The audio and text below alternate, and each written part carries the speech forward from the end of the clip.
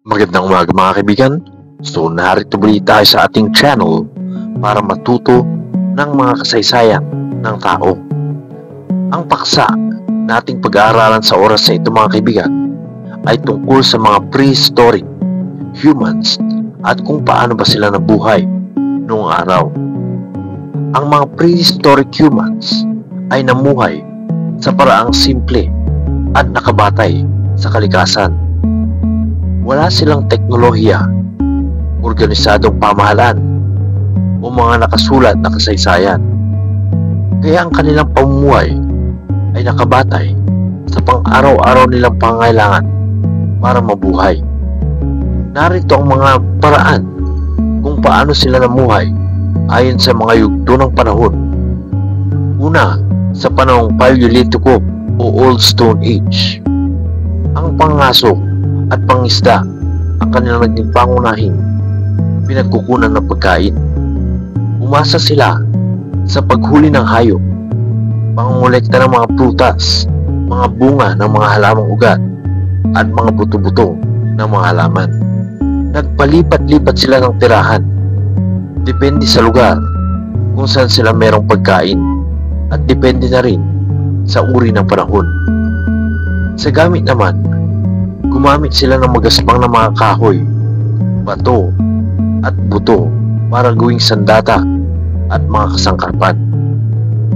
Sa tirahan naman kaibigan, ay tumira sila sa mga kuweba o simpleng mga kubo na gawa sa sanga at mga dahon. Nakipagtulungan din sila sa ibang mga grupo at tribo. Namuhay sila sa maliliit na grupo o tribo para magtulungan sa pangaso at bilang depensa.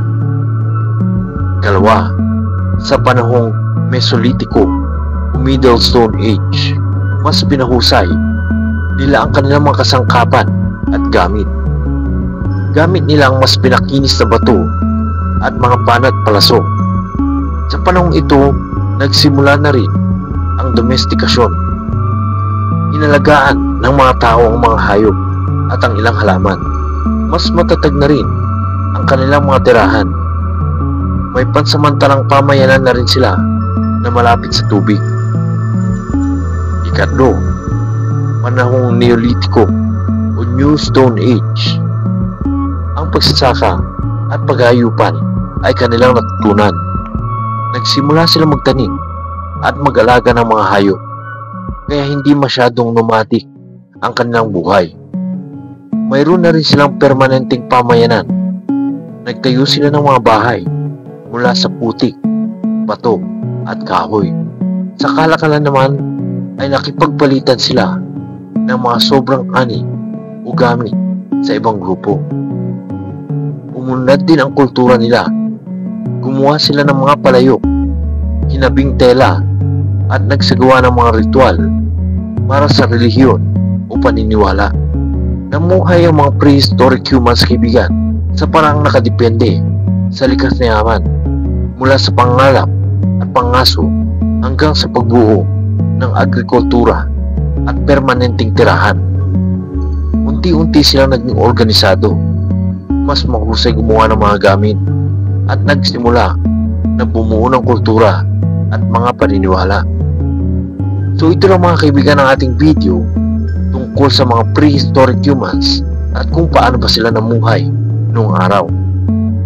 Sana ay meron kayo natutunan sa ating video, at kung gusto nyo pa ng ganitong mga videos tungkol sa kaalaman, don't forget to click the subscribe button and the notification bell sa baba ng ating video para lagi kayo updated sa aking mga latest uploads sa aking channel. So that's all for now, and as always, have a nice day everyone.